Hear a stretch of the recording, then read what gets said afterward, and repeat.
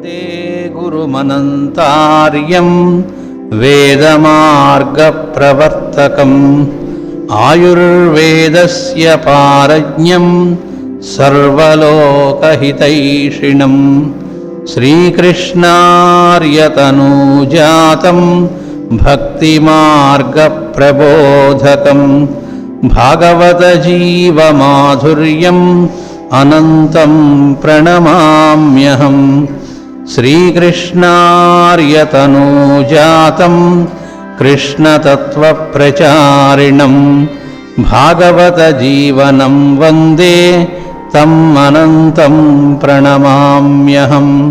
నమో అనంతకృష్ణాయ నమః కృష్ణసుతాయ చ నమః కల్మషనాశాయ శుద్ధసత్వాయ తే నమః.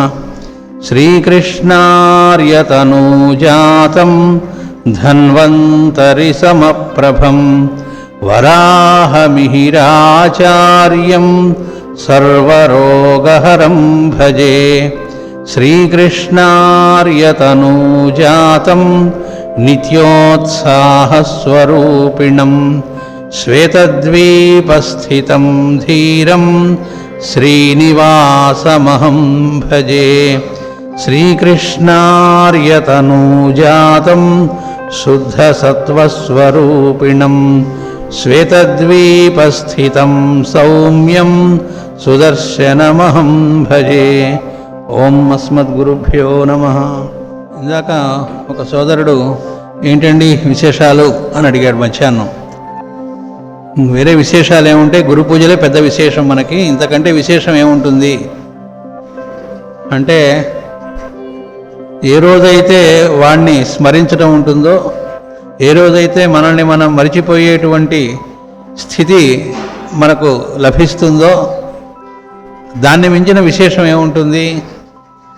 కోరుకోవాల్సింది అదే కదా.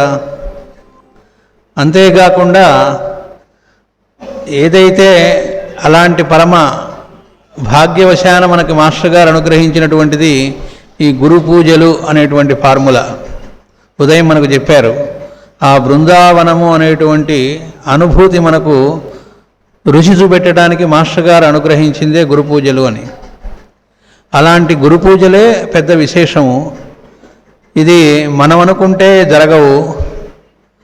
మనం అనుకుంటే జరగవంటానికి ఉదాహరణ ఏమిటి అంటే, కొన్నేళ్ల పాటు జరిగిన చోట్ల కొన్ని చోట్ల గురు పూజలు జరగకుండా ఆగిపోవటం, దాన్ని బట్టి మనకు అర్థమవుతుంది. అంటే మనం అనుకుంటే అంతకుముందు జరగలేదనే విషయం ఇప్పుడు అది ఆగినప్పుడు అర్థమవుతుంది.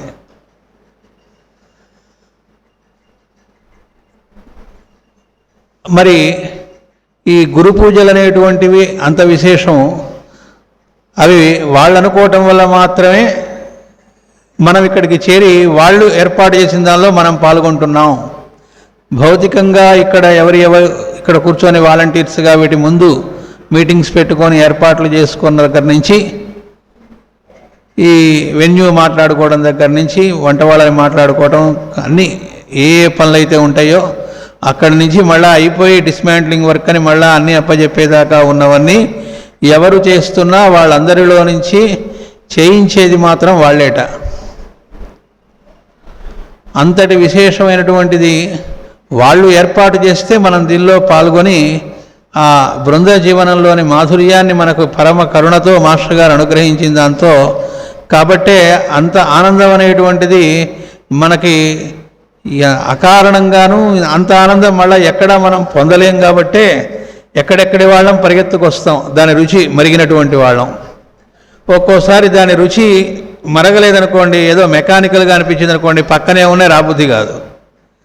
ఏదో ఇక బాగుండదేమో అని మెకానికల్గా కాసేపు భోజనాల టైంకో వస్తే రావచ్చేమో, కానీ అది పక్కనున్నామా ఎక్కడున్నామా అని కాదు.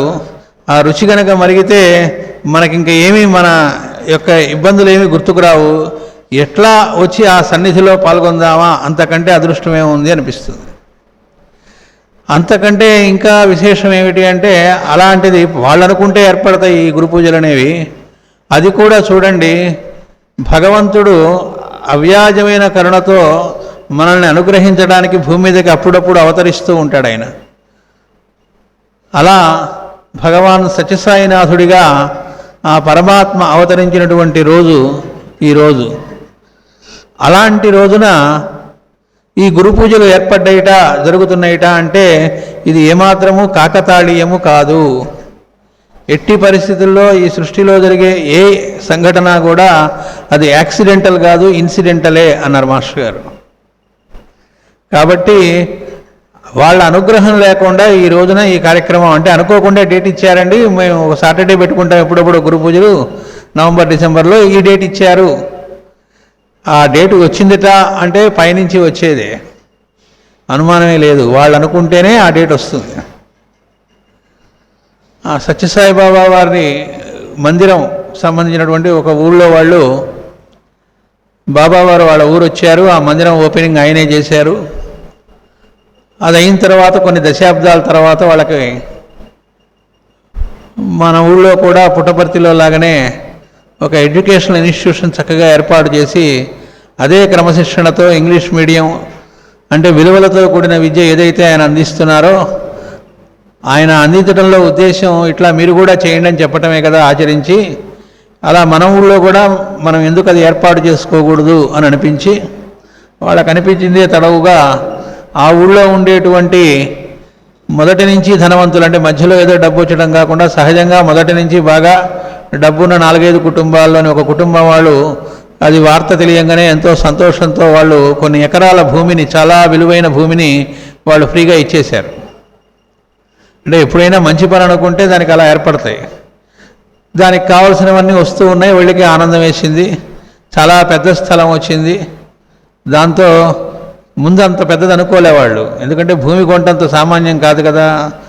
కానీ అంత భూమి, కొన్ని ఎకరాల భూమి ఫ్రీగా వాళ్ళు ఆఫర్ చేసేటప్పటికీ ఎలాగూ వస్తోంది కదా, దీన్ని పెద్ద ఎత్తునే చేద్దాం అని అనుకొని దానికి భూమి పూజకి కూడా బాబా వారినే మనం పిలుద్దాం, బాగుంటే ఆయనే వస్తారు మన అదృష్టం బాగుంటే అని అనుకొని వాళ్ళందరూ పుట్టపర్తి వెళ్ళారు.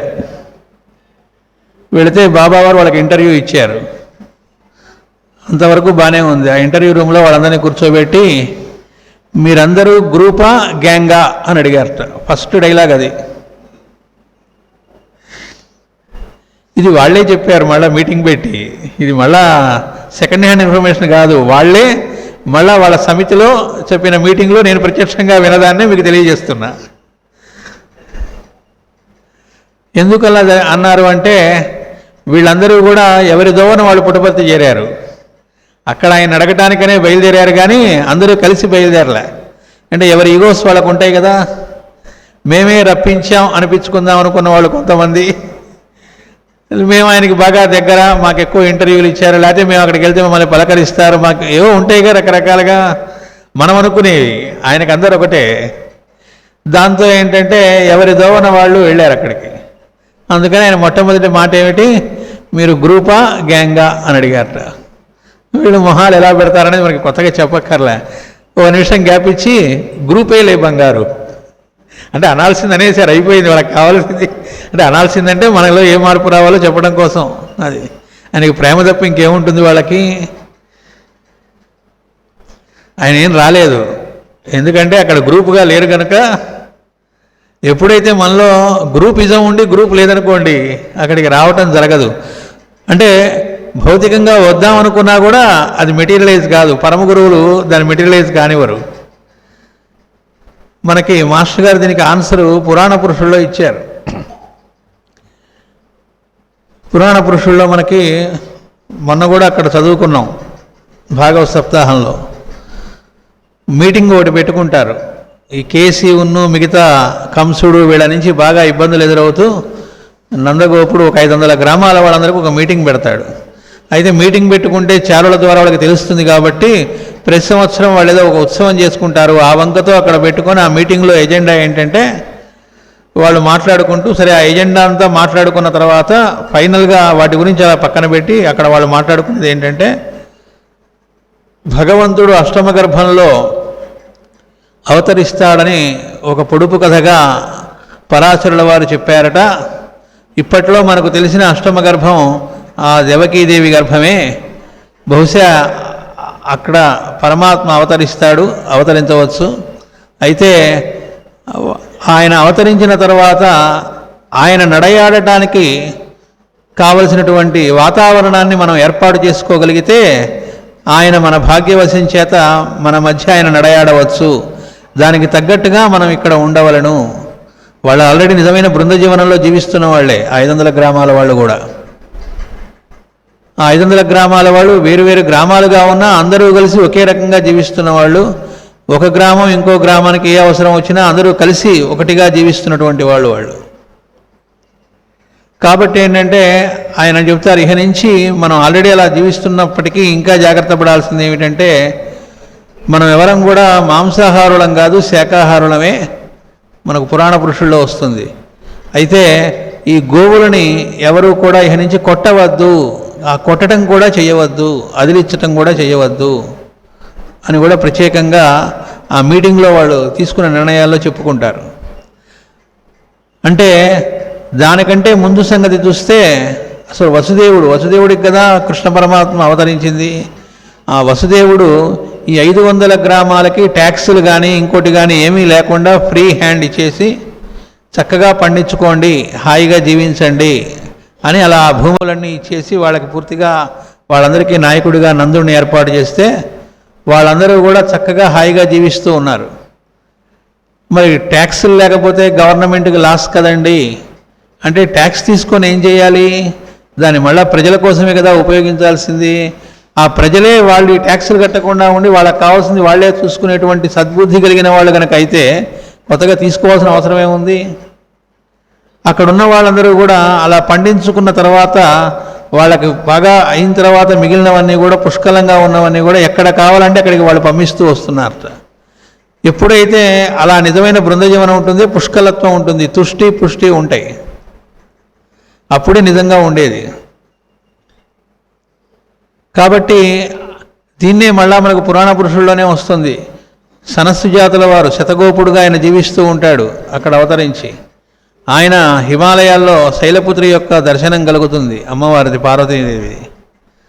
ఆమెను అడుగుతాడు, అమ్మా ఆయన ఎక్కడ పెరగవచ్చు అన్నట్టుగా అడిగితే, ఇంకా ఆ ప్రశ్న వేస్తావేంటన్నట్టుగా ఆవిడ అంటుంది, తనకు తెలియకుండా అదంతా వసుదేవుడు ఆ నందుడిని ఆ గ్రామాలని అవన్నీ కూడా డెవలప్ చేస్తూ వచ్చాడు కదా, ఎందుకు చేస్తున్నా కూడా తెలియకుండా చేస్తూ వచ్చాడు అన్నట్టుగా మాట్లాడుతుంది. ఎందుకంటే అక్కడే ఆయన తర్వాత వచ్చి ఆ ఇప్పటికీ ఎప్పటికీ ఎంతమంది రాశారు, ఎన్ని లీలలు చెప్పుకున్నా ఆ బాలకృష్ణుడి లీలలు చెప్పుకుంటున్న కొద్దీ ఇంకా ఆనందం ఉపతిల్లుతుంటుందే కానీ ఆగదు అది. అవన్నీ మనకు తెలిసినా మళ్ళీ అవే అంతకంటే చెప్పుకోవడానికి ఏముంది కనుక మళ్ళా అవి చెప్పుకుంటూ ఉంటే ఎందుకండి మళ్ళా అవే చెప్పుకుంటారని భాగవతంలో అంటే నారాయణుడు అట్టివాడు అన్నట్టు. వాడు అట్లాంటి వాడు, ఇంకా మరి అట్లాంటి వాడు కాబట్టి వాడిని కాకపోతే ఇంకేం చెప్పుకుంటాం, అంతకంటే ఏముంది అని. కాబట్టి అలాంటి బాలకృష్ణుడు హాయిగా అంటే ఆ బృంద జీవనం నిజంగా ఉన్నటువంటి చోట నడయాడుతూ వాళ్ళందరికీ కూడా ఆ నిజమైన ఆనందము అనేటువంటి అనుభూతిని పంచిపెట్టినటువంటిది ఏదైతే ఉందో ఆ బృంద జీవనము, దాన్ని అనుగ్రహించటం అనేటువంటిది ఎక్కడ ఉంటుందో అక్కడికి ఆయన అవతరిస్తాడు. అంతేకాదు మహాత్ములు నడయాడటం, మన ఇంటికి రావటం, లేకపోతే మన ఊరికి రావటం, మన మధ్య భౌతికంగా కూడా మనతో సహవసించటం అనేది అది ఉట్రవుడియంగా వచ్చింది కాదు, సామాన్యమైంది కాదు. మనకు అది అలవాటు పడి అది ఆటోమేటిక్గా గురు పూజలు కాబట్టి వస్తారని మనం అనుకుంటున్నాం. కానీ దాని వెనక ఎంతో అదృష్టం ఉండాలి. అదృష్టం అంటే వేరే ఏం లేదు, మనం అక్కడ సాధన అందరం కలిసి నిజమైన బృంద జీవనంగా జీవిస్తూ ఉంటే రావటం జరుగుతుంది.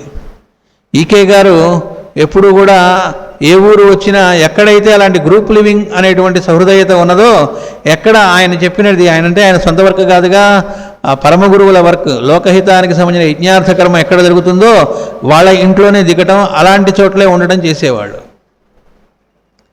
అంతేకాదు అనంతకృష్ణ గారిని, బుజ్జి గారిని ఊళ్ళకి వెళ్ళేటప్పుడు కూడా ఎక్కడ వర్క్ జరుగుతోందో అక్కడికే వెళ్ళి ఉండమని ఇన్స్ట్రక్షన్ ఇచ్చేవాళ్ళు. కాబట్టి అది ఎప్పటి నుంచి కూడా వస్తున్నది ఏమిటి, పెద్దలు ఎప్పుడు చేసేది ఏమిటి, వాళ్ళు వచ్చారట అంటే గ్రూప్ వర్క్ మన దగ్గర చక్కగా జరుగుతూ ఉంటే వాళ్ళు రావటం జరుగుతుంది. ఆ గ్రూప్ వర్క్ లేదనుకోండి, మనం ఎంతగా పెద్ద పెద్ద పథకాలు వేసి మనకి ఇంత ల్యాండ్ వచ్చిందండి, వాళ్ళంతా కూడా ఇంత ఊరికినే మాకు ఇచ్చారండి, ఇంత డబ్బులు ఇస్తామంటున్నారు, మేము పెద్ద స్కూల్ కడుతున్నాం అని చెబితే మంచిది అని చెప్పి అన్నారు తప్ప బాబావారు ఆయన రాలే. అంటే ఒక్క మాటతో ఆయన వాళ్ళకి అర్థమయ్యేట్టు చేశాడు, మీరు గ్యాంగా గ్రూపా అంటూ. అందువల్ల అలాంటి బృంద జీవనం అనేటువంటి మాధుర్యాన్ని మనకు రుచి చూపెట్టినా కూడా ఎందుకని మళ్ళా జారిపోతూ ఉంటాం. కొంతమందిని అలా చాలా చక్కటి బృంద జీవనంలో కొన్నేళ్ళు ఉన్న తర్వాత ఉన్నట్టుండి కనబడకుండా మానేస్తారు. గురు పూజలకు సరిగ్గా కనబడరు, తర్వాత చాలా అసలు బ్రహ్మాండంగా వీళ్ళైనా మొత్తం చేస్తున్నది అన్నట్టుగా అక్కడంతా నిర్వహణలో నిజంగా పాల్గొన్నట్టు ఉండి కూడా ఆ తర్వాత డిస్పెన్సరీ వర్క్ మానేసి, లేకపోతే గురు పూజలు మానేసి, లేకపోతే ఎక్కడ జరుగుతున్నా రావటం మానేసి చాలా దూరంగా ఉన్నట్టుగా చాలామంది మనకు ఈకే గారు ఉన్నప్పటి నుంచి గమనిస్తున్నదే. కొంతమంది అలా అయిపోతారు. ఎందుకు అవుతున్నారు? మళ్ళా వాళ్ళని వెళ్ళి కదిలిచ్చామనుకోండి, మేము చాలా చేసానులే, అవన్నీ చేస్తున్నాం, లేదా అయిపోయింది అన్నట్టుగా. అంటే ఇంకా మాకు ఆనందం అక్కర్లేదా? ఆనందం అనేది అయిపోవటం ఉండదుగా. ఎందుకు జరుగుతోంది? దీనికి మాస్టర్ గారే ఆన్సర్ ఇచ్చారు. ఎవరో కాదు, సాక్షాత్ మాస్టర్ గారే, ఈకే గారే మనకు ఉపదేశవాణి అని ఒక గ్రంథాన్ని మనం వేసుకున్నాం. అవన్నీ కూడా మాస్టర్ గారు నావాణి అని ఆయన ఆ పత్రికలో అప్పట్లో ఉపదేశము అనే పేరుతో ప్రతి నెల ఒకటి ఇచ్చేవాళ్ళు. దాన్నంతా కలిపి మనం పుస్తకంగా వేసుకున్నాం. అందులో ఒక దానిలో వస్తుంది, గురువు అనేటువంటి వాడు ఆ పైప్ నుంచి వచ్చిన ప్లాన్, పరమ గురువుల వర్క్ ఏదైతే ఉందో దాన్ని చేసుకుంటూ వెళుతూ ఉంటాడు. ఏ గురువు అయినా కూడా తన సొంత వర్క్ కాదది. ఆయనతో కొంతమంది నడిచి వస్తూ ఉంటారు. ఆ వచ్చే వాళ్ళలో కొంతమంది మధ్యలో ఆగిపోతూ ఉంటారట. వాళ్ళు ఆగిపోయినా గురువు ఆగటం ఉండదుట, గురువు వర్క్ సాగుతూనే ఉండదుట. ఆగిన వాళ్ళు మళ్ళీ ఎప్పుడో కలుస్తారట. ఆ ఎప్పుడో అంటే ఎన్ని జన్మలో, అది కొన్ని లక్షల జన్మలు కూడా కావచ్చు ఒక్కోసారి. వీళ్ళు ఆగారు కదా అని చెప్పి ఆయన ఆగటం ఉండదు, ఆ కార్యక్రమం కూడా ఆగదు. ఎందుకని? జగత్తుకు సంబంధించిన లోకహిత కార్యక్రమం, యజ్ఞార్థ కార్యక్రమం అనేది ఎవడిదది? పరమాత్మ సంకల్పించింది కనుక దాన్ని అడ్డుకోవటమో, అడ్డుపట్టమో, లేకపోతే ఆగటమో ఎప్పుడూ జరగదు. అంటే నేను లేకపోతే ఎట్లా చేస్తారు గురు పూజలు అని ఎవరైనా అనుకున్నా, నేను లేకపోతే ఇక్కడ డిస్పెన్సరీ ఎలా నడుస్తుంది అని ఎవరైనా అనుకున్నా, లేకపోతే నేను లేకపోతే అని ఏ విషయంలో అయినా సరే అనుకున్నా, మాస్టర్ గారే మనకు ఆన్సర్ ఇచ్చారు. నువ్వు కాకపోతే నీకంటే ఇంకా సమర్థుడు, గట్టివాడు అక్కడ ఉండేవాడు, గతి లేక నువ్వు ఉన్నావని గుర్తుపెట్టుకో అని ఆయనే మనకు తెలియజేశారు. కాబట్టి ఎప్పుడూ కూడా ఎందుకని? అది వాడి వర్క్, వాడు సంకల్పించింది ఆగటం ఎక్కడ ఉంటుంది? ఎవరితో అయినా సరే ఏదైనా చేయించగలడు. ఒక కోతి సముద్రం దాటిందిట అంటే ఎలా దాటింది? ఆ దాటినటువంటి ఆంజనేయ స్వామి ఏమని చెప్పాడు? రాముడి బాణము, రాముడు వదిలిన బాణం అంటే ఆయనకి ఇన్స్ట్రుమెంట్ నేను కాబట్టి వచ్చానన్నాడు. కాదండి అని మనం అనటానికి వీల్లేదు, ఎందుకంటే చెప్పింది ఆంజనేయ స్వామి. ఆయన చెప్పాక మనకు అభ్యంతరం ఉంటే అది మన అభ్యంతరం తప్ప ఫ్యాక్ట్ ఏమిటి? ఎవరు దూకారో ఆయన చెబుతూ ఉంటే అబ్బాయి అది కాదండి అని ఎట్లా అంటాం? ఆయన చెప్పాడు, నేను ఆయన చేతిలో ఇన్స్ట్రుమెంట్ రా బాబు అని. కాబట్టి ఏంటంటే వాడు తలుచుకుంటే ఎవరి చేత అయినా ఏమైనా చేయించగలడు. అసాధ్యం అనేటువంటిది ఏం లేదు, అన్నీ సుసాధ్యమే చేయగలడు. కాబట్టి ఆ బృంద జీవనము అనేటువంటి మాధుర్యాన్ని మనలో అది కలగాలిట అంటే ఎందుకు నిలబడటం లేదట అంటే కేవలం మెకానికల్గా మనం చేయటం వలనో, ఏ సర్వీస్ చేస్తున్నది డిస్పెన్సరీ సర్వీస్ కావచ్చు, గురు పూజల్లోది కావచ్చు. మొదట్లో సోడాబుడ్డి ప్రతాపం అన్నారు మాస్టర్ గారు, కొద్దిగా ఉత్సాహం ఎక్కువగా ఉంటుందట మొదట్లో బుస్సుమంటూ, తర్వాత చప్పను చల్లారిపోతూ ఉంటుందట. అలా చల్లారిపోయేదిగా ఉండకూడదన్నారు. ఎప్పుడూ ఒకే రకమైన ఉత్సాహంతో చేస్తే అది శ్రద్ధ అన్నారు. అందుకే ఇవి ఆడంబరంగా చేసేవి కాదు గురు పూజలు, వేడుకలు కాదు ఇవి, భక్తి శ్రద్ధలతో మనం జరుపుకునే క్రతువు ఇది. యజ్ఞార్థ క్రతువు, గురు పూజ వేడుకలు కాదు, గురు పూజ అనేటువంటి క్రతువు ఇది. కాబట్టి ఇది ఎట్లా జరుపుకోవాలంటే శ్రద్ధాభక్తులతో అన్నారు. అది శ్రద్ధాభక్తులు కాదనుకోండి, ఆ సెంటర్లో కంటే మనం ఇంకా ఘనంగా చేయాలి, వాళ్ళు ఒకరోజు చేస్తే మనం 4 రోజులు చేయాలి, 3 రోజులు చేయాలి. వాళ్ళకంటే ఘనంగా చేయాలి, ఇట్లా పొరపాటున మనసులో అనిపించిన మనం ఒక యునీక్ మన సెంటర్ అని అనిపించాలి అంటే ఉదయం చెప్పారు కదా, మనం వేరే అనుకోవటం లాంటిది. అది దేహంలో ఉన్నట్టుండి ఒక పార్ట్కి వేరే అయిపోవటంలాగా, అంటే అది మనం అనుకున్నట్టుగా మిగతా పార్ట్లాగా కాకుండా వేరేగా ప్రవర్తిస్తుంది, దాన్ని పక్షవాతం అంటారు అన్నారు మాస్టర్ గారు. పెరాలసిస్ అన్నారు. పక్షవాతం లాంటిది. ఏంటి, మేము యునీక్, మా సెంటర్ యునీక్ అనిపించుకోవాలి, లేకపోతే మేము వేరే స్పెషల్, గురువు గారికి మేము స్పెషల్ అనిపించుకోవాలి అనిపించింది అంటే వాడి మైండ్కి పక్షవాతం వచ్చిందని అర్థం. కాబట్టి ఈ వేరే అనే దానిలో నుంచి అంతటా ఉన్నది వాడే అనేటువంటిది మనకు నిలవాలి అంటే దానికి సాధన కావాలి. ఆ సాధన మనం ఏమీ చేయకుండా, అంటే మెకానికల్గానో కాసేపు ఏదో కొన్నాళ్ళు ఉత్సాహంగా చేసి మానేయటమో కాకుండా నిరంతరము అదే రకమైన ఉత్సాహంతో మనం చెయ్యాలిట అంటే ఎప్పుడు చెయ్యగలం. అంటే ఓన్లీ మనల్ని మనం ఒకసారి అది నిలబడాలనే కదా కావాల్సింది. ఎందుకండి అంటే అప్పుడే నిజమైన ఆనందంలో మనం ఉంటాం కనుక. ఇప్పుడు మనందరం కూడా లోకంలో ఎవరి జాగ్రత్తలు వాళ్ళు పడుతూ వాళ్ళ బిడ్డల్ని చదివించుకుంటూ బ్యాంకు బ్యాలెన్సులు సంపాదించుకుంటూ దాచుకుంటూ పిల్లల్ని చదివించుకొని ఇళ్ళు కట్టుకొని పెళ్ళిళ్ళు చేయించి వాళ్ళ పిల్లల్ని వాళ్ళు ఎక్కడేస్తే మంచి చదువులు వస్తాయి, ఏ ర్యాంకులు వస్తాయి, ఏ దేశం పంపిస్తే మంచిది, ఇన్ని జాగ్రత్తలు పడుతున్నటువంటి వాళ్ళందరం కూడా ఉదయం మనశ్శాంతి అన్నారు కదా, అదేమి ఎందుకు రావట్లేదు. పోనీ వీడు ఇంత జాగ్రత్త పడుతున్నవాడు ఆనందం ఏమైనా అనుభవిస్తున్నాడా? ఆనందం అనుభవించలేకగా బేరమంటూ వచ్చి గురువు గారు అంటూ మళ్ళీ మన సమస్యలు వచ్చినప్పుడో లేకపోతే ఫోన్ చేసో వస్తున్నా అంట, పరిగెత్తుకు వస్తున్నా అంటే ఆనందంలో మరి వాటి వల్ల వస్తుందా? రాలేదని మనం మొహం చూస్తే తెలుస్తూనే ఉంది. పోనీ ఏమన్నా ఆర్థిక సమస్య ఏమీ ఉండవు, దాదాపుగా బ్రహ్మాండంగా సంపాదిస్తూనే ఉంటారు. మరి దేనికి కొదువా? ఇళ్ళు లేవా? ఉన్నాయండి. వాకిళ్ళు లేవా? పిల్లలు లేరా? అన్నీ ఉన్నాయండి. మరి ఎందుకురా ఏడుపు? ఏడుస్తూనే ఉంటాడు. దీన్ని బట్టే మనం మరి అనేక జాగ్రత్తలు పడుతున్నప్పటికీ మనం చాలా తెలివితేటలతో బాగా జాగ్రత్తగా సుఖపడదామని మనం ఎంతో ప్రయత్నం చేసుకుంటున్నప్పటికీ మనం ఆనందం పొందలేకపోతున్నాం. మన ప్రయత్నం లేకుండా ఓ డిస్పెన్సరీ సర్వీసులోనో గురు పూజల్లోనో ఇలాంటి బృంద జీవనానికి సంబంధించినటువంటి మాస్టర్ గారు ఏర్పాటు చేసిన సప్తాహాలు ఇలాంటి ఏ కార్యక్రమాలైనా కానీ ఆయన ఏర్పాటు చేసినవి మనకి ఇచ్చినవి అనుగ్రహించినవి వాటిల్లో పాల్గొంటున్నప్పుడు మనకు ఏమీ తెలియటం లేదు, ఒక అంతులేని ఆనందాన్ని పొందుతూ ఉన్నాం. అలాంటి ఆనందం మన నిత్య జీవితంలో మనకి ఎందుకు ఉండటం లేదు? అది నిత్య జీవితంలో కూడా కావాలి అంటే ఎట్లా? అంటే నిత్య జీవితంలో అంటే మరి ఇంట్లో కుటుంబ పోషణ, సంపాదన, వ్యవహారాలు ఉంటాయండి. అవేవి చూసుకోకుండా ఇంట్లో కూడా పొదుగుకులు ఇలా రోజు అందరం ఇక్కడికి చేరలేం కదా. ఇట్లా మా ఇంట్లో మేము ఉంటాం, మరి మా ఇంట్లో మేము ఉన్నప్పుడు మరి అక్కడ ఇలాంటి ఆనందంతో ఉండడం ఎట్లా కుదురుతుంది? పొద్దుగూకులు వ్యవహారాలు ఉంటాయి కదా, బిజినెస్లు ఉంటాయి కదా. అంటే అప్పుడు కూడా మరి వాళ్ళకి కుటుంబాలు లేవా? ఆ గోకులంలో ఉన్న వాళ్ళకి, రేపల్లలో ఉన్నటువంటి వాళ్ళకి మరి వాళ్ళకి భార్యా బిడ్డలు లేరా? వాళ్ళు అలా ఆనందాన్ని ఎలా పొందగలిగారు? వాళ్ళందరూ సన్యాసం ఏమైనా పుచ్చుకున్నారా? కుటుంబ బాధ్యతలను వదిలేశారా? ఈకే గారి యొక్క కుటుంబాన్ని ఆయన వదిలేశారా? వాళ్ళ బిడ్డలు వాళ్ళు ఎలా పెరిగారు? మళ్ళీ ఆయనలాగా నిజంగా జీవిస్తూ ఇంకా 10 మందికి మనశ్శాంతిని, నిజమైన ఆనందానుభూతిని వాళ్ళ ప్రజెన్స్లో కలిగిస్తున్నారు కదా. మరి ఎక్కడ వాళ్ళెవరు వాళ్ళ బాధ్యతల్ని ఎవరు వదిలిపెట్టలేదు, కర్తవ్యాలను ఎవరు ఎగ్గొట్టలేదు, ఎగ్గొట్టకూడదని కూడా చెప్పారు. ఎవరైనా సరే మీ కుటుంబం అనేటువంటి సంకుచిత భావంలో ఉండవాకు, అవి వదిలేసి విశాల ప్రపంచంలోకి రా, నాతో రా అని ఎవడైనా అంటే వాడు దొంగ అని చెప్పారు మాస్టర్ గారు.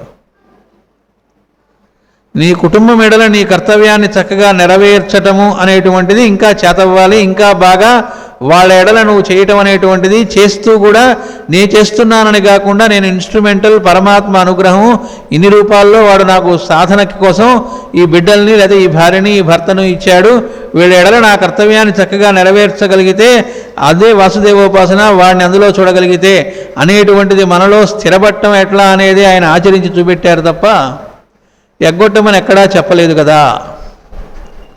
మరి అలా స్థిరపడాలి అంటే చేయవలసిన సాధన ఏమిటి? అది మెకానికల్గా అవ్వకుండానో సోడాబుడ్డి ప్రతాపంలాగా కాసేపు ఉత్సాహంగా కాకుండా ఎప్పుడు వాళ్ళు ఎట్లా అయితే ఒకే ఉత్సాహంతో అలా జీవిస్తూ ఉన్నారో జీవితం అంతా కూడా ఎలాంటి సన్నివేశాలు వచ్చినా. ఈకే గారు దేహత్యాగం చేస్తే ఎన్నో వందల కుటుంబాలు తీవ్రంగా దుఃఖపడ్డాయి. అయ్యో మాకు ఇంకెవరు దిక్కని. మరి అంతమందికి దిక్కైనటువంటి ఆ పరమాత్మ స్వరూపం కృష్ణ పరమాత్మల ఈకే గారిగా వచ్చి నడయాడినప్పుడు ఆ కుటుంబంలో ఉన్న వాళ్ళకి ఇంకెంత దుఃఖం వస్తుంది?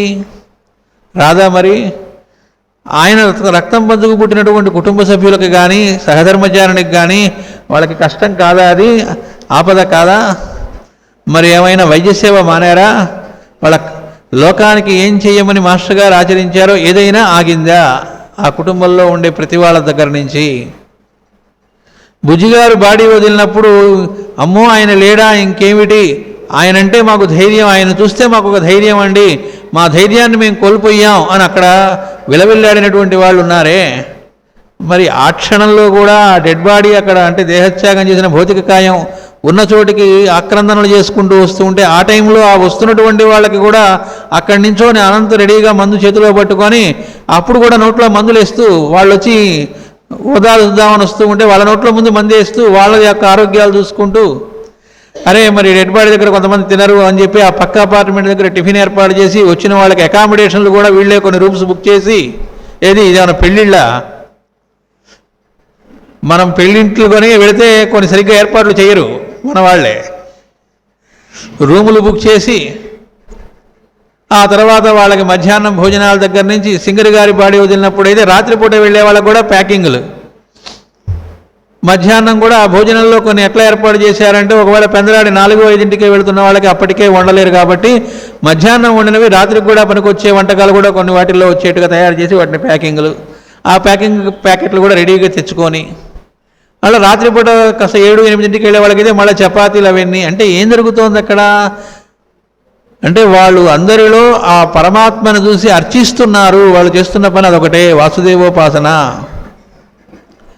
ఓసారి ఒక మాతృమూర్తి అంటే ఆవిడ చెడ్డ ఉద్దేశంతో కాదు ఒక మంచి ఉద్దేశంతోనే అనంతకృష్ణ గారిని చూసి, మీరు ఎంత కష్టపడుతున్నారు, అంత ఇన్ని ఊళ్ళు తిరుగుతున్నారు, ఇంత అవుతున్నారు, పోనీ కొంత పని ఎవరికైనా అప్పచెప్పచ్చు కదండి అంటే మొత్తం ఆయన ఇంత తిరుగుతున్నారు అని ఆ భౌతిక కాయం అంత శ్రమ పడిపోతుందని తట్టుకోలేక మంచి ఉద్దేశంతోనే ఆ మాతృమూర్తి అనగానే ఆయన నుంచి స్పాంటేనియస్గా వచ్చిన ఆన్సరు, నేను అడిగితే ఇచ్చిన వర్కా, ఇది నా వర్కా, ఏదో నా వర్క్ అయితే ఇంకోటికి పంచడానికి అన్నట్టు వాళ్ళు చెప్పింది చేయటమే తప్ప నాదేముందమ్మా అన్నారు.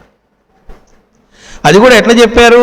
వెంటనే స్పాంటేనియస్గా, అంటే నేను చేస్తున్నాననే భావన కానీ, అంటే చెయ్యగలిగింది అయితే వాళ్ళు ఇచ్చారట అంటే అది మన ద్వారా చేయాలన్నమాట అని చేయటమే తప్ప, అంటే భోజనానికి వెళుతూ ఉన్నప్పుడు అప్పటికే 2:30 అవుతున్నా అప్పుడు ఎవరైనా మందుకు వస్తే వాళ్ళు ఆల్రెడీ ఆ గురు పూజలోనే భోజనం చేసి వచ్చి ఉంటారు, తొందరగా మందు తీసుకుంటే మనం వెళ్ళిపోవచ్చు అని వాళ్ళు వచ్చున్నా అని వాళ్ళకి తెలుసు కదా ఈయన భోజనం చేయాలి అని. సరే భోజనం చేసేదాకా వాళ్ళు ఆగలేకపోయినా పోనీ ఇటు నుంచైనా నేను భోజనం చేసి వస్తే ఆగండి అనొచ్చు కదా, ఎందుకని అనరు? వెంటనే వాళ్ళు అడిగినప్పుడు మందు ఇచ్చి వాళ్ళదంతా అయిన తర్వాతే భోజనానికి ఎందుకు వెళ్తారు? అంటే ఆ వాసుదేవోపాసనాన్ని మనం ఉపన్యాసాలు చెప్పుకోవడం వేరు, ఆచరణలో అలాగే వాళ్ళు ఎలా చూపెట్టగలుగుతున్నారు. శ్రీనివాస్ గారు దేహత్యాగం చేసినప్పుడు క్రిమేషన్ గ్రౌండ్లో ఆ కార్యక్రమం పూర్తయి స్నానాలు చేయడానికి అని చెప్పి ఆ ప్రార్థనా మందిరం గ్రౌండ్ ఫ్లోర్లో సెల్లార్లోకి వచ్చి స్నానాలు చేసి అది అయిపోయిన తర్వాత ఆయన బట్టలు మార్చుకొని అనంతకృష్ణ గారు అలా ఒక్క క్షణం కూర్చున్నారో లేదో వెంటనే రకరకాల వాళ్ళు వచ్చి మందులు అడిగిన వాళ్ళు, వాళ్ళ కుటుంబ సమస్యలు చెప్పుకున్న వాళ్ళు, వాళ్ళ సెంటర్ సమస్యలు చెప్పుకున్న వాళ్ళు, సలహాలు అడిగేవాళ్ళు వెంటనే వచ్చేశారు. అకేషన్ ఏంటి? అది గురు పూజలు కాదు, సొంత బ్రదరు తనకంటే చిన్నవాడు బాడీ వదిలితే ఆ కార్యక్రమాలు చేసి అతని దహన కార్యక్రమం జరిగి ఇంకా బాడీ పూర్తిగా కూడా అక్కడ అయిపోయి ఉండదు, అక్కడి నుంచి వచ్చి ఇంకా చితిమంట ఆరలేదంటామే, ఆ టైంలో వాళ్ళు మరి ఎట్లా అడిగారు అనే తర్వాత సంగతి. అడిగితే ఇట్లా అడుగుతారేమిటని ఈయన అనుకోలేదు, పోనీ వాళ్ళు అడిగితే ఈయన ఇస్తూ ఉంటే చూసే వాళ్ళకి విచిత్రంగా ఎక్కడ అనిపించలేదు, అది చాలా నార్మల్ లాగా అనిపిస్తోంది. ఓసారి ఆగస్టు గురు పూజలప్పుడు తాయారు గారు బాగా సిక్ అయ్యి హాస్పిటలైజ్ అయ్యారు. మనం జనరల్గా హాస్పిటల్లో జాయిన్ చేయం, మనకు తెలుసు కదా, మనం మందులు వాడుతున్నప్పుడు చాలా హాస్పిటల్లో కూడా మనమే జాయిన్ చేశాంట అంటే అది చాలా కొద్దిగా ఎక్స్ట్రీమ్కి వెళితేనే. ఆ సమయంలో కూడా గురు పూజలు ఆగలే, చాలామందికి అసలు అప్పుడు హాస్పిటలైజ్ అయిందని కూడా తెలియదు, ఎందుకంటే మిగతా కుటుంబ సభ్యులు ఎవరుండాలో అక్కడ ప్లాన్ చేసుకున్నారు, వాళ్ళు వంతుల వారిగా అక్కడ ఉంటున్నారు, మిగతా అంతా గురు పూజల్లో ఇక్కడ మామూలుగా పాల్గొంటున్నారు, చాలా మామూలుగా అనంతకృష్ణ గారి దగ్గర నుంచి. ఇది ఒక ఎత్తు అయితే, అక్కడ తాయారు గారు అక్కడ బెడ్లో ఉండి అక్కడి నుంచి లైవ్ చూస్తూ అక్కడి నుంచి ఇన్స్ట్రక్షన్స్, ఇది ఇట్లా ఉంది, ఇక్కడ చూసుకోండి, ఇక్కడ చూసుకోండి, ఇది అని చెప్పి ఫోన్లు చేసి సరిగ్గా లేదు, ఈ పని చేయండి, ఈ పని చేయండి అని చెప్పి స్టేజ్ మీద విషయాలను ఆవిడ గమనించినవి ఆవిడ అడ్జస్ట్మెంట్లు చెప్పడం. ఏంటి అసలు ఇది? పోనీ వీళ్ళంతా ఇలా ఉంటే పోనీ ఆవిడైనా అనుకోవచ్చు కదా, ఇప్పుడు నాకు పక్కన ఉండకుండా కర్తవ్యం ఏమిటి, నా దగ్గర ఉండాలి కదా భర్త అని ఆవిడ అనుకున్నదా? అనుకోకపోగా జరుగుతున్న గురు పూజల్లో మనం ఇక్కడే ఉన్నా మనకు కనబడనివి అడ్జస్ట్ చేసుకోవాల్సినవి ఏవైతే ఉన్నాయో అక్కడి నుంచి ఆవిడ లైవ్లో చూస్తూ అవి చెప్పిందిట. అంటే గురు పూజ అనేది ఒక రోజుతో కాదు, ఎప్పుడప్పుడు అకేషనల్గా జరిగేవి కాదు, అనుక్షణము జీవితం అంతా గురు పూజగా వాళ్ళు అలా జీవిస్తూ మనకి ఎలా జీవించాలో చెప్తూ ఉన్నారన్నమాట. చెప్పడం అంటే ఉపన్యాసాల్లో చెప్పడం కాదు, మనం గనక చూడగలిగితే చదవగలిగితే, వాళ్ళని చదవాలి అన్నారు, ఉత్త గ్రంథాలు చదువుకోవటమే కాదు. ఎప్పుడు మనకు తాతగారు కొత్తరామకోటే తాతగారు చెబుతారు, మాస్టర్ గారిని చదవండి, మీరు స్టడీ ది మాస్టర్, మాస్టర్ని చదువు అని చెప్పారట. కాబట్టి అంటే గురువుని మనం చూసి చూసి నేర్చుకోవాలి, దగ్గరగా అంటే వెళ్ళి పక్కన వెళ్ళి పూసుకోవటం అని కాదు. ఎట్లా మనం ఏంటి వాళ్ళు ఎలా ఆచరిస్తున్నారు, వాళ్ళు ఆచరించగలిగినప్పుడు వాళ్ళకి సాధ్యమైనప్పుడు మనకెందుకు కాదు. అలా నిలబడగలగటం అంటే ఏ సిచ్యువేషన్లో అయినా అట్లాంటి వాసుదేవోపాసనగా ఉండాలిట. అంటే ఏం చేస్తే దానికి మార్గం ఏమిటి అనేటువంటి దాన్ని మాస్టర్ గారు మనకు భాగవతంలో దీనికి మార్గం ఇచ్చారు. అంటే ఏ గ్రంథంలో అయినా ఇచ్చారు, పెద్దల గ్రంథాల్లో.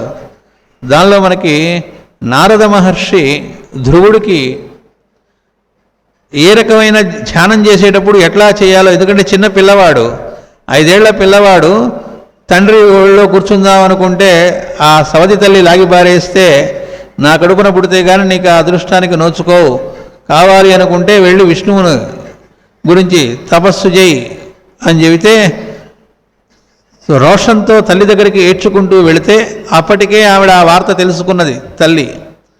ఇతను కర్రబెట్టి పామును కొడితే ఆ పాము ఎలా ఉంటుందో అట్లా అయ్యాట ధ్రువుడు. అంత రోషంతో తల్లి దగ్గరకు వస్తే ఆవిడ చూడండి నాయనా, ఆవిడ మంచి మాటే చెప్పింది కదా అంటే, ఆ చెప్పిన వాటన్నింటిలో నుంచి అసలు సారాంశం ఏంటో అది తీసుకోమన్నది.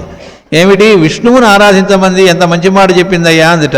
అది అలాంటి తల్లి పెంపకం కనుక ఆ బిడ్డ అలా తయారవ్వగలిగాడు. తర్వాత ఒకసారి ఎవరో ఓ లెటర్ రాశారట గాంధీ గారికి.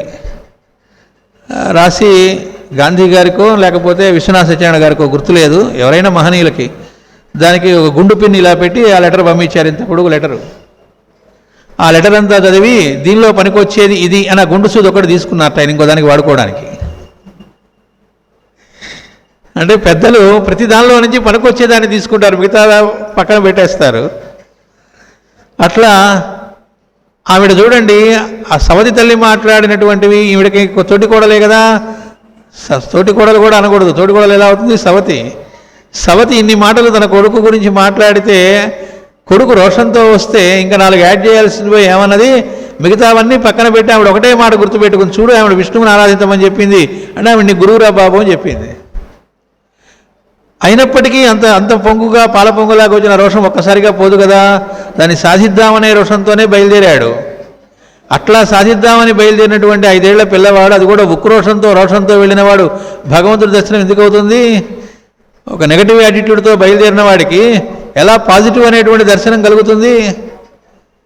మరి అలాంటి వాడికి వాడి వెనక చాలా పరీక్ష చేస్తాడు, చాలా మాట్లాడతాడు నారదుడు. ఎట్ట కుదురుతుందో, నువ్వు రోషంతో వచ్చిన వాడికి నీకు పరమాత్మ ఏమిటి, మోక్షస్థితి ఏమిటి, ఆ ముముక్షుత్వం ఏమిటి, నువ్వున్న స్థితి ఏమిటి అని మాట్లాడినా కూడా అతను వెనకాడకుండా ముందుకు అడుగేస్తూ ఉన్నప్పుడు ఆయన జగదాచార్యుడు గనక అన్నారు మాస్టర్ గారు. ఉత్త ఆచార్యుడు కాదు, జగదాచార్యుడు కనుక ఆయన గ్రహించాడు, ఇతని వెనక అలా రోషంలా కనబడుతున్నా ఇతని వెనక ఉండి ఈ సంకల్పం నడిపిస్తూ ఉంది ఆ పరమాత్మేని దర్శించి ఎట్లా ధ్యానం చెయ్యాలి అనేటువంటిది ఆ 5 ఏళ్ల పిల్లవాడికి చెప్పాట. అయితే దీన్ని ఇక్కడ నారద మహర్షి ఏమిచ్చాడో, ఆ ధ్యానం ఎలా చేయాలని చెప్పారో చెబుతూ అదంతా చెప్పిన తర్వాత చివరి ఒక మాట ఉంటుంది అక్కడ, నారదుడు అన్న మాట మాస్టర్ గారు అక్కడ ఇచ్చారు, ఇది పెద్దలు అనుష్ఠించినటువంటి పద్ధతి అని. అంటే నారదుడు నేను చెబుతున్నానల్లా, ఆయన ముందు నుంచి పెద్దలందరూ కూడా అనుష్ఠిస్తూ వస్తున్నటువంటి పద్ధతి ఏదైతే ఉందో, కొత్త మార్గం ఏముండదు, ఎప్పుడు ఒకటే మార్గం ఉంటుంది, ఎవరైనా దాన్నే పట్టుకోవాలి, మార్గాలు ఉండవు, మార్గం అని ఉంటుంది అంతే. పాత్ అంతే. అది నేను చెబుతున్నానల్లా, పెద్దలందరూ అనుష్ఠిస్తూ ఉన్నటువంటి మార్గము అని ఇచ్చేట ఆయన. అక్కడ మాస్టర్ గారు మనకి భాగవతంలో అంటే మనం ఎట్లా మనం ధ్యానం చేయగలిగి, ధ్యానం అంటే ఇక్కడ కళ్ళు మూసుకొని మాత్రమే అని కాదు, కళ్ళు మూసుకొని కళ్ళు తెరిచి రెండు రకాలుగా కూడా, అంటే అంతర్బహిష్ఠిత సర్వం మాస్టర్ గారు అంటారు. కన్నులు తెరిచి ఈ కనిపించు సమస్తము నారాయణునిగా ధ్యానము చేసి తానంత వాడగుటకు సాధన చేయవలను గాని కేవలము అంతర్లోకములలో మాత్రము దర్శనము చేయుట చాలదని అర్థము అంటారు చోట ధ్రువపక్షానాలు. అంటే యమనియమాది సాధనలతో అష్టాంగములతో యోగ సాధన చేసేవాళ్ళు కొంతమంది, రకరకాల మోడల్స్లో ధ్యానాలు చేసేవాళ్ళు ఉన్నాం కదా లోకంలో. మొన్న ఒక ఆవిడ ఫోన్ చేసి అంటూ ఉంది, ఏమండి నేను రోజు కూడా 3ంటికి లేస్తాను, మధ్యాహ్నం 1 గంట అవుతుంది నా సాధనలు జపాలు అవన్నీ పూర్తయ్యేటప్పటికీ, 3ంటికి లేచి మొదలు పెడితే. ఇప్పుడు చూడండి ఫలానా ఆవిడ నాకు ఫోన్ చేసి ఫలానా వర్క్కి రమ్మంటోంది వాలంటీర్గా, ప్రతి అడ్డమైన వాళ్ళ దగ్గరికి నేను వెళితే నా ఆరా అంతా ఏం కావాలి, అయిపోయిందని అర్థం. అందరూ అడ్డమైన వాళ్ళుగా కనబడ్డారు తప్ప అందరిలో ఉన్నది వాసుదేవుడు అని కనబడినప్పుడు నువ్వు మనం ఎన్ని గంటలు చేసినా మనం ఎంత, మన ఆరా ఎంత. మాస్టర్ గారు మనకి చెబుతారు, కొంతమంది అంటూ ఉంటారట జింక చర్మం ఏదో వేసుకొని కూర్చోవాలి, నేల మీద అలా కూర్చొని చేసుకుంటే కనుక మన యొక్క పవర్ అంతా భూమిలోకి పోతుంది అని అంటూ ఉంటారు అంటూ మాస్టర్ గారు చెప్పారు. అంటే భూమికి పెద్ద పవర్ లేదు, వీటిలో చాలా పవర్ ఉంది, అది భూమి లాక్కోవాలా? అసలు ఋషులందరూ కూడా మామూలు నేల మీదనే చేసుకున్నారు తపస్సు అంతా కూడా అని చెప్పారు. అంటే ఇవన్నీ కూడా పైత్య ప్రకోపాలన్నమాట. కాసేపు మనం చేయగానే అరిస్టోక్రసీ అని మనం ఏదో స్పెషల్ అన్నట్టు, మనం చాలా ముందుకు వెళ్ళిపోయాం ఎవల్యూషన్లో అని, అందుకే ఇంత సెన్సిటివ్గా తయారయ్యామని, ఏవి మనం తట్టుకోలేకపోతున్నాం మిగతా వాళ్ళ ప్రవర్తనలని, వాళ్ళలో లోటుపాట్లన్నీ కనపడుతున్నాయి, వీళ్ళెవరూ కూడా ఎవల్యూషన్లో ముందుకెళ్ళలేదు, చీచి ఇలాంటి వాళ్ళతో నాకేంటి, నేను స్పెషల్, వీళ్ళు ఏదో పాపం ఎక్కడో ఉన్నారు వేస్ట్ ఫెలోస్ అన్నట్టుగా చూస్తున్నావుట అంటే చాలా ఘోరమైన స్థితిలో మనం ఉన్నామని అర్థం అని చెప్పారు మాస్టర్ గారు. దీని మీద ఒక కథ కూడా రాశారు, ఇంగ్లీష్లో ఉన్న కథల్లో ఒక చోట వస్తుంది. అందువల్ల ఏంటంటే మనం అసలు సాధన చేస్తున్నామని గుర్తుందిట, నేను సాధకుడిని గుర్తుందిట, నేను చాలా చేస్తున్నాననే భావన ఉందిట అంటే దారి తప్పామని అర్థం అని చెప్పారు. ఇంకోటి కూడా ఏం చెప్పారు అక్కడ, కళ్ళు తెరిచి మనం ఈ లోకంలో అందరిలో వాడిని చుట్టం అనేటువంటిది చేయకుండా నాకేదో కళల్లో కనపడుతూ ఉన్నారండి, లేదా ధ్యానంలో నాకు అలా మెరుస్తూ స్వామి కనపడ్డాడండి, స్వప్న సాక్షాత్కారాలు కలుగుతున్నాయండి అంటే అవన్నీ పగటి వేషగాడు నువ్వేనో నీ వేషమే అదంతా కూడా అన్నారు. రమణ మహర్షి వారి దగ్గరికి వెళ్ళి మాస్టర్ గారు ఇచ్చిన ఉదాహరణ పతంజలి యోగ సూత్రాల్లో వస్తుంది. నా కల్లో సుబ్రహ్మణ్య స్వామి కనబడ్డాడు అంటే ఆహా అన్నట్టు ఆయన. ఎట్లా ఉన్నాడు అని అడిగట, ఆవిడ బ్రహ్మాండంగా వర్ణించట, నెమలి బంగారం అండి, అంత బంగారం అది బంగారం మొత్తం పాపం చాలాసేపు చెప్పిందట. అంతా చెప్పిన తర్వాత వాడు నీ మానసపుత్రుడేనమ్మా అన్నట్ట. ఉత్తిదే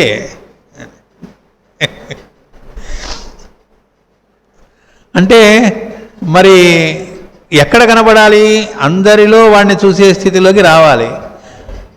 ప్లస్ ఈ సాధనలన్నీ కూడా స్పెషల్గా అనిపించకూడదు, ఇవన్నీ కూడా అది వేరు ఇది వేరు. అంటే ఇందాక చూడండి మనం కుర్చీలన్నీ వరుసల్లో పెట్టుకుందాం కూర్చుందాం పెద్దగా మాట్లాడుకోవద్దు అంటే ఇవన్నీ ఎందుకు చెబుతున్నారండి, గురు పూజల గురించి ఏదో అవి మాట్లాడుకోవద్దు ఇవన్నీ ఎందుకు అనిపిస్తుంది మనకి.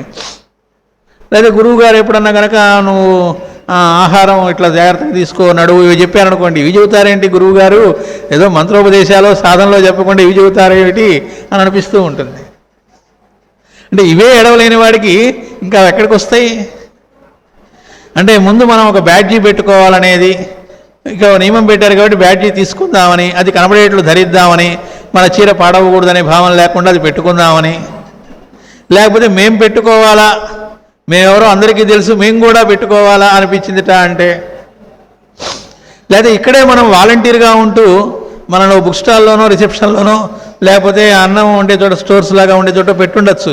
లక్కీగా మన దాకా వినబడుతూ ఉందనుకోండి ఆ ఉపన్యాసం, అనంతకృష్ణ గారు చెప్పేదో ఎవరో చెప్పేది, ఎవరు చెబుతున్నా అక్కడ సందేశం వచ్చేది.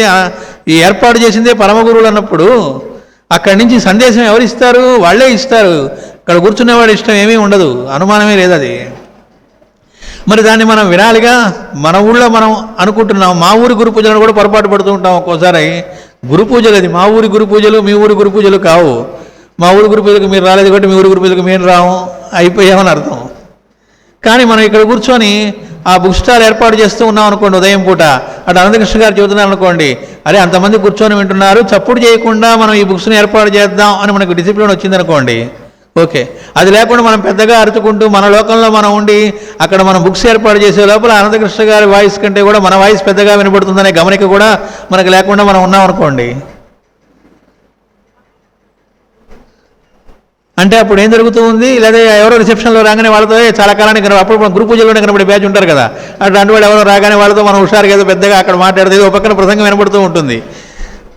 దాన్ని మనం వినము, మనం వినకపోగా వినే వాళ్ళకు కూడా డిస్టర్బెన్స్ క్రియేట్ చేస్తూ, అంటే ఇవన్నీ చిన్న చిన్న విషయాల్లాగా ఉంటాయి. మాస్టర్ గారే చెప్పారు, మనం ఇంటి నుంచి బయటికి వచ్చేటప్పుడు, మన రూమ్లో నుంచి బయటకు వచ్చేటప్పుడు అక్కడ లైటు ఫ్యాను మర్చిపోకుండా ఆపటంలోను, మనం ఇంటి నుంచి బయటకు వస్తూ ఉంటే ఆ తలుపు గడి పెట్టడంలోను, ఆ గడి కూడా చప్పుడు చేయకుండా ఇంకొకరికి డిస్టర్బెన్స్ కలగకుండా పెట్టడంలోను, అలాగే మనం ఒక ఊరికి వెళుతూ ఉంటే మన వస్తువుల్ని మర్చిపోకుండా తీసుకెళ్లడంలోనూ, లేకపోతే ఇంట్లో వాళ్ళకి చెప్పవలసిన విషయాలు మర్చిపోకుండా అన్నీ చెప్పి రాగలగటం, ఇలా చిన్న చిన్న పనులు అనుకునే ఇవన్నీ ఎవరైతే కరెక్ట్గా సహజంగా చేయగలుగుతారో వాళ్ళే పెద్ద పెద్ద పనులు కూడా చేయగలుగుతారు అన్నారు. చిన్న చిన్న పనులే చేయని వాడు పెద్ద పెద్ద పనులు ఎక్కడ చేస్తాడు? అందువల్ల ముందు అసలు మనలో ఇవే సర్దుబాటు కానప్పుడు, మనం ఎదురు చూస్తూ ఉన్నటువంటి మహాత్ముడు మన ఊరికి వచ్చి చెబుతూ ఉన్నప్పుడు దాన్ని వింటున్నటువంటి వాళ్ళకి మన వల్ల డిస్టర్బెన్స్ క్రియేట్ అవుతుందనేటువంటి స్పృహ కూడా మనకు కలగనప్పుడు, లేకపోతే మనం విందామనేటువంటి బుద్ధి మనకు సద్బుద్ధి కలగనప్పుడు, మేము వాలంటీర్గా ఉన్నాం, సర్వీస్లో ఉన్నాం అంటే సర్వీస్లో ఉండొచ్చు, అది జరుగుతూనే ఇది చెవి పెట్టి చక్కగా వింటూ ఉండొచ్చు. అందువల్ల ఏంటంటే సాధన అనేటువంటిది ప్రత్యేకం కాదు, అది ఇంకా దేనికో కాదు, ఈ అనుభూతి అందరిలో ఉన్నది వాడే అనేటువంటి అనుభూతి అందరికీ ఇబ్బంది కలగకుండా అందరూ ఆనందంగా మెలిగేటట్లుగా ఉండడానికి కావాల్సిన దానికి ఏదైతే ఉందో దానిలో భాగమే తప్ప ఏదీ వేరు కాదు. మన నిత్యకృత్యాల్లో కూడా ఒకవేళ ఉదయాన్నే లేచి మనం ఏదో సాధన చేసుకోవడం అలవాటు ఉందనుకోండి, కాసేపు ధ్యానం, మనం లేస్తే మన వల్ల ఇంట్లో మిగతా నిద్ర లేవని వాళ్ళు ఉండొచ్చు, వాళ్ళు తెల్లారితే ఎప్పుడో లేస్తే లేవచ్చు, వాళ్ళ గురించి నీకు అనవసరం. నువ్వు సాధన చేయదలుచుకున్నావు చెయ్యి, కానీ నువ్వు లేచినందువల్ల వాళ్ళకి డిస్టర్బెన్స్ క్రియేట్ అవ్వకూడదు. అబ్బా లేచాడు వీడు అప్పుడే నా దుంపదించడానికి ఒకటే చప్పుళ్ళు అని అనిపించిందిట వాళ్ళకి, అంటే యువతలు ఎవడైతే చేస్తున్నాడో వాడు కరెక్ట్ సాధనలో లేడని అర్థం. నువ్వు చేయదలుచుకున్నప్పుడు నీ ఇంట్లో వాళ్ళైనా సరే మిగతా వాళ్ళకి నీ వల్ల డిస్టర్బెన్స్ అవ్వకూడదు అని మాస్టర్ గారు చెప్పిన మాట ఇది. ఎట్లా చేయాలి అనేటువంటిది ధ్యానం చేసేటప్పుడు ఆ పరమాత్మనో లేదా గురువునో మనం ధ్యానం చేస్తున్నప్పుడు ఎలా చేయాలనే దానిలో నారదుడు ధ్రువుడికి ఏం చెప్పాడో మాస్టర్ గారు ఇక్కడ మనకు తెలియజేస్తున్నారు.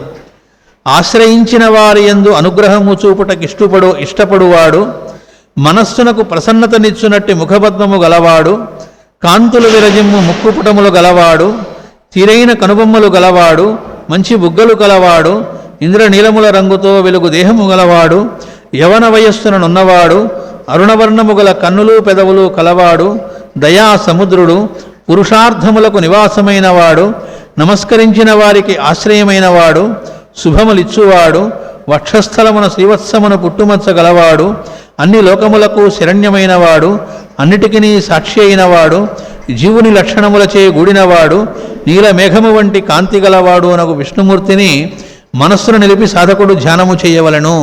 ఇది ఎట్లా ఆ వాసుదేవుణ్ణి ధ్యానం చేయాలో ధ్రువుడికి నారదుడు చెబుతూ ఉన్నప్పుడు మాటలు.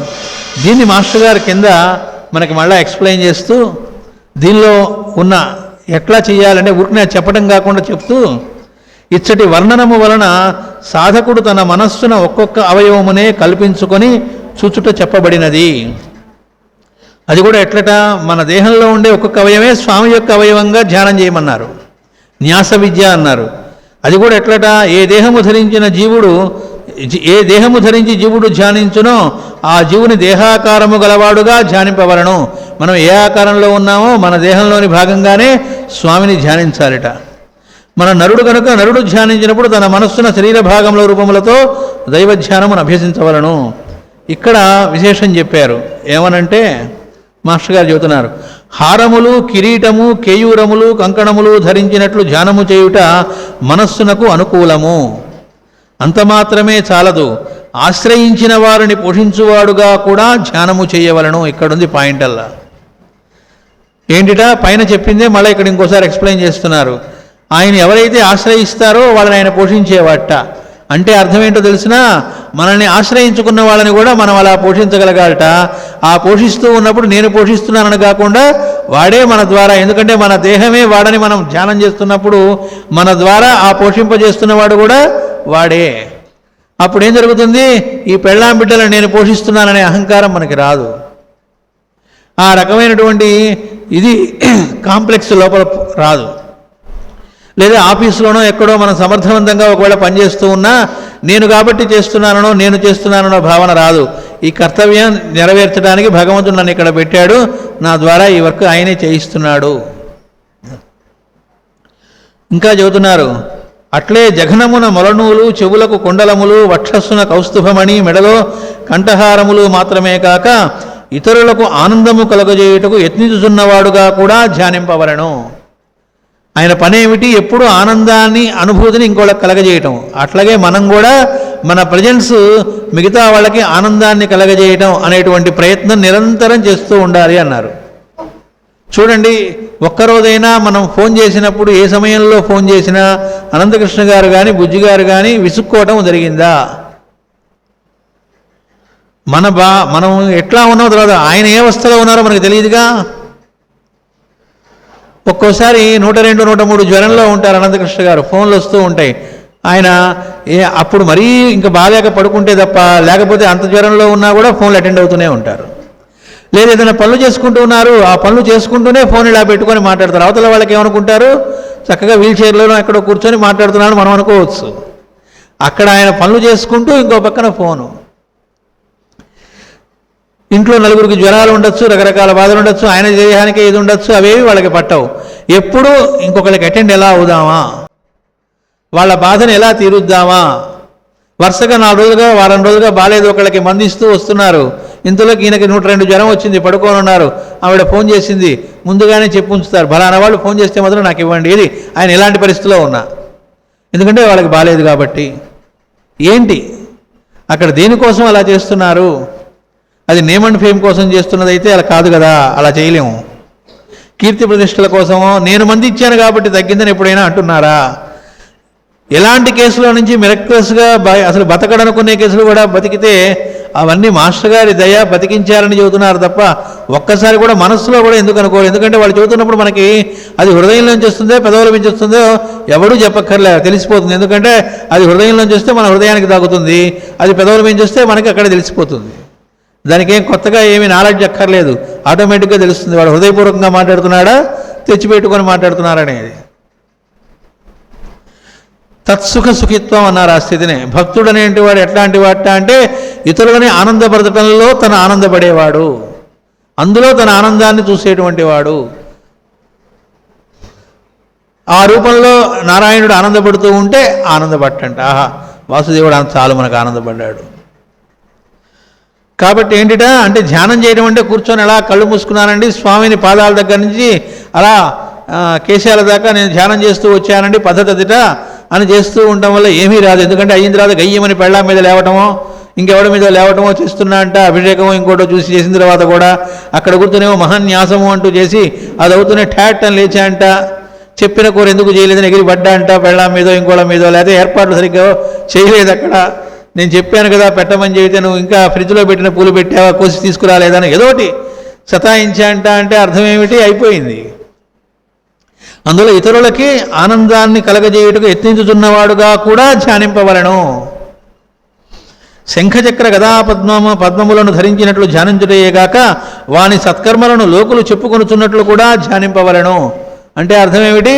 ఇతరులలో సత్కర్మాచరణం చేస్తున్న వాళ్ళని చూసి మనం ఆనందంతో అవి చెప్పుకోవడం జరగాలట, నోరారా కీర్తించడం జరగాలట. ఎందుకంటే ఎవడిలో కళ్యాణ గుణాలున్నా అవి వాడివే కనుక. ఇంకా కొద్దిగా ముందుకు వెళితే ఓ చోట చెబుతూ ఉన్నారు ఆయన ఈ కొంత భాగం చెప్పట్ల ఈ విధముగా పురుషోత్తమ రూపమును ధరించిన దేవుని సాధకుడు తన హృదయమున పూజింపవలను.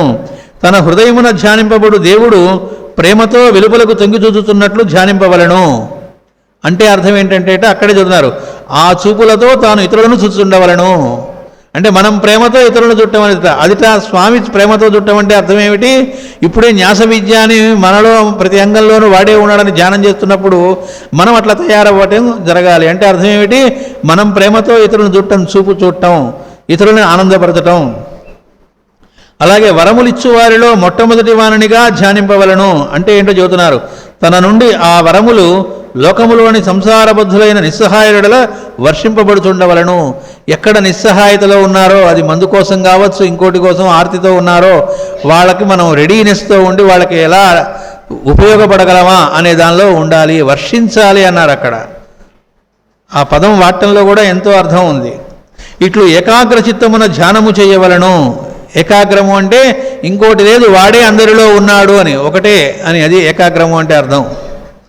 ధ్యానము చేయనట్టు తన యందు నొకే అగ్రం ఉండవలను. అనగా తన ధ్యానమున తానుండగా తన యందు దేవుడొక్కడే ఉండవలను. అంటే మనం కూడా ఉండడం అనేటువంటిది పోవాలట. ఆ సీట్ ఖాళీ అవ్వాలి, వాడే ఉండాలట. మనం ఉండటం అనేది ఉండకూడదట. అనగా దేవుని నుండి ఏది ప్రసాదింపబడినను దానిని సృష్టిజీవుల రూపంలో ఉన్న దేవునికి అందజేయుటయే తప్ప తాను లోబపడుట తగదు. ఎంత ధ్యాన వాక్యాలో ఒక్కొక్కటి. మళ్ళీ ఒక్కసారి చదువుతాను. దేవుని నుండి ఏది ప్రసాదింపబడినను దానిని సృష్టిజీవుల రూపంలో ఉన్న దేవునకు అందజేయుటయే తప్ప తాను లోబపడుట తగదు. మాస్టర్ గారి లైఫ్ అంతా ఈకే గారిది ఇదే. అడిగిన వాడికి ఏదనకుండా అటు విద్యలు కావచ్చు, ఏదైనా అలా నాదు ప్రేమను చిదిమి పెట్టి అన్నట్ట అంటే అలా పంచిచ్చారు. అంటే తనకు అనుగ్రహింపబడిందంతా కూడా పరమాత్మ ఇచ్చింది. ఈ లోకం రూపంలో ఉన్న పరమాత్మని అర్చిస్తూ వాళ్ళకి దాన్ని అందజేయటమే అదిట వాసుదేవోపాసన అంటే. ఆ మాట అక్కడ చెబుతారు. ఇలా గనక ఒక్కమారు ఇన్ని లక్షణములతో కూడిన పురుషోత్తమతత్వం ఒక్కమారు చిత్తమున ముద్రపడినచో ఇక ఎప్పుడునూ చెరిగిపోదు. పెద్దలు ఈ విధముగా అనుష్ఠానము చేయుదురు. ఇంకా చెబుతూ ఉన్నారు తర్వాత ఎట్లా ప్రవర్తించాలి, ఇతరులు ప్రవర్తిస్తున్నప్పుడు ఎట్లా ఉండాలి అనేది చెబుతూ, తన పరిసరములలో ఇతరులు అనేక విధములుగా ప్రవర్తిస్తున్నారని గమనించినచో మాయలో చిక్కుకొనను. అట్లు కాక వాసుదేవుడే అన్ని విధములుగా ప్రవర్తించుతుండనని కుతూహలముతో ధ్యానించుతుండవలను. కుతూహలముతోట వాళ్ళు ఒక్కసారి మనల్ని ఏడిపిస్తున్నట్టుగానో టార్గెట్ చేస్తున్నట్టుగా ఉంటే దాన్ని చాలా ఇంట్రెస్టింగ్గా కుతూహలంతో, ఆహా పరమాత్మ ఈ రకంగా మనల్ని ఆయన యొక్క ఎదుట అనుకోవాలట. అనుకోగలమా? ఒక్కసారి ధ్యానం చేయండి ఆ వాక్యాన్ని.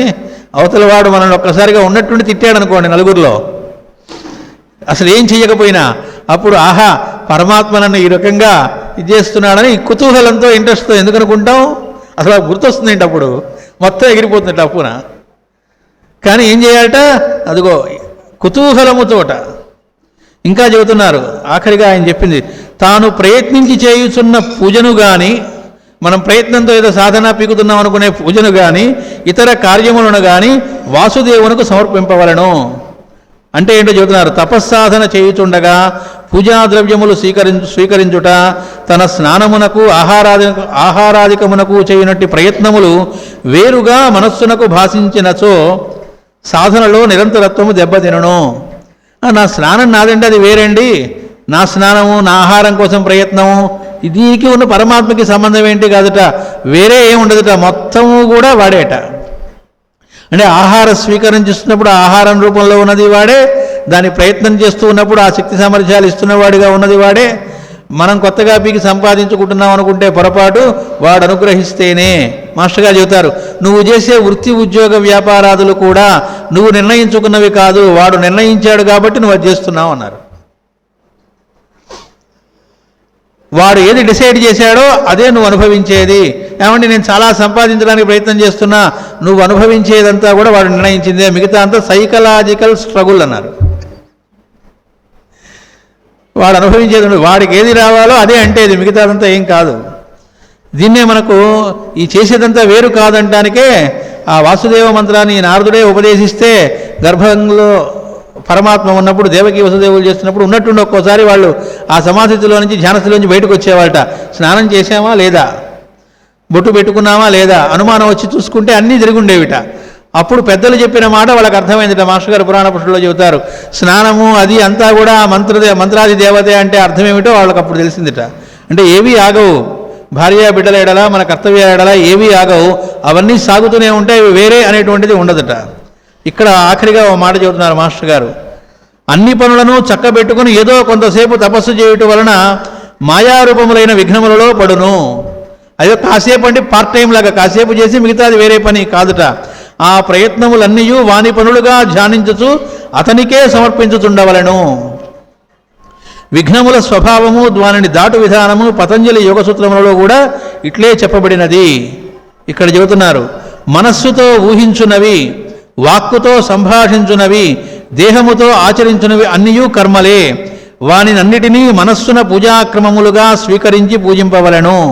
అంటే మనం ఆలోచించే ఆలోచనలు కానీ, మాట్లాడే మాట కానీ, చేసే పని కానీ అవి ఏవైనా అవన్నీ పూజాక్రమమేట.